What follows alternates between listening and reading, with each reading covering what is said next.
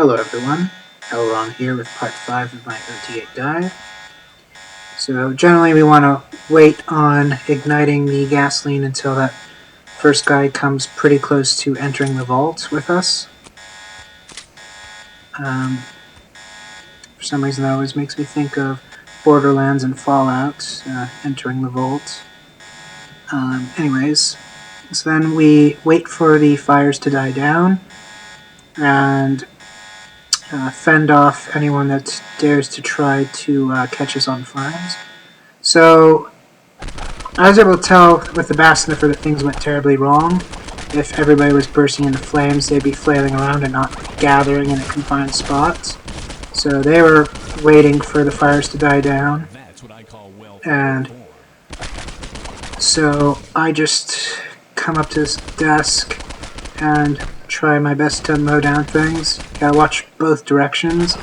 Usually they'll bias themselves in one direction, but the occasional troublemaker will go the other way and flank you to death.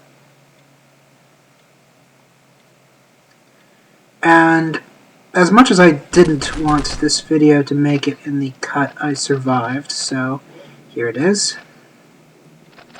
So I guess the value of this is it does show that it is possible to do this without gasoline.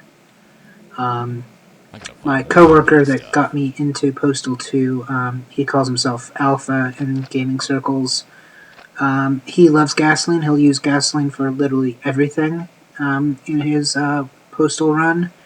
I don't think he's finished yet, and I think that's probably why. He loves gasoline so much that he's not switching to alternatives. And I see gasoline as more of a situational utility tool. So, you know, that was a pretty good spot for gasoline if executed properly. I, that time, needed to have the gasoline extend a little farther down the hallway to make it so that those people would be affected by it, because they're not stupid enough to walk into the fire. Only zombies are that stupid.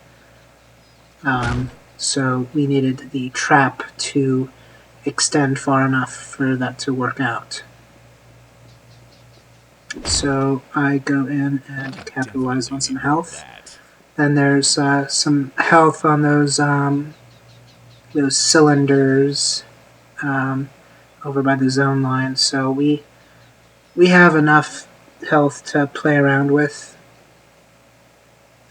And that was a cop, so we're going to need to either just let him pass by or start using the silenced shotgun. Looks like I'm going to just wait him out. It's probably for the best. So I push myself all the way up in the corner so that the bass sniffer can give me the most accurate information possible. So I know that person's like right on the other side of the wall. And they're coming this way. So I'm waiting to see who it is. And it's a civilian, so that's a one-hit kill. Don't crowd, there's plenty for everyone. So it looks like we're in the clear from the cop, and that's good. I don't want to have to deal with cops. I'm going to peek our head around and it looks safe, so we get to one-hit this person.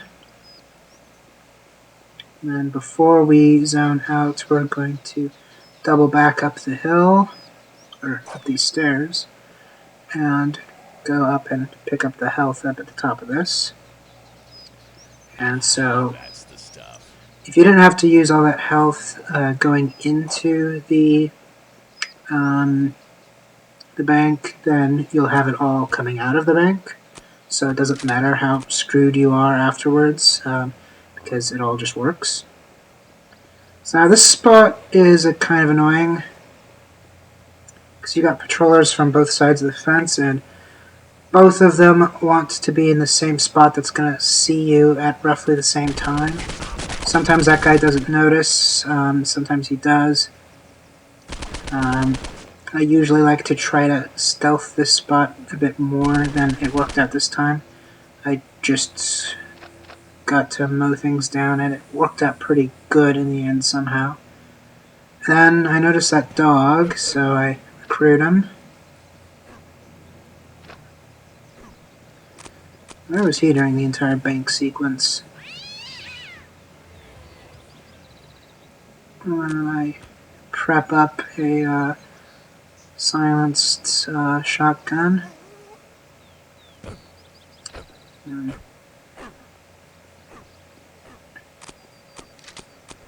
Looks like I do try to silence them. It must mean that I've got a lot of confidence I'll be able to kill this guy before he fires, but that didn't work out, obviously. I complained about this on Wednesday, but it's a bad idea to use that machine gun long distance. It has a very wide spray. The automatic one is, laser beam straight, but that cruddy standard one, that one has a spray, so the accuracy diminishes exponentially for every, couple feet, to eventually the point where you're just firing blanks, or you might as well be. Just for fun, I'm going to say that doggy treats do have a secret use. I'm not going to say what it is now. I will reveal it in a future video. I feel better already. In one of the videos at some point in this playlist. So, as useless as they seem now, collect them anyways. You'll thank me for it later, and you might also just hate me for not saying straight up what they do. But if I don't mention it now, they'll be more useful later. So let's just have me keep quiet on it for now. In case you're wondering about how I got my name, Alpha and I, back in September, sometime long before I attempted my OT8 run, we were looking at the list of achievements, and we saw it. We saw the name, and it's like, oh, yeah, this must be so difficult that only LRon Hubbard can do it. And then, less than a month after first playing the game, I complete the achievement. And so we decided that I should be named after it in honor of that. And then, of course, later on I go back to South Park and find out that I was mistaken.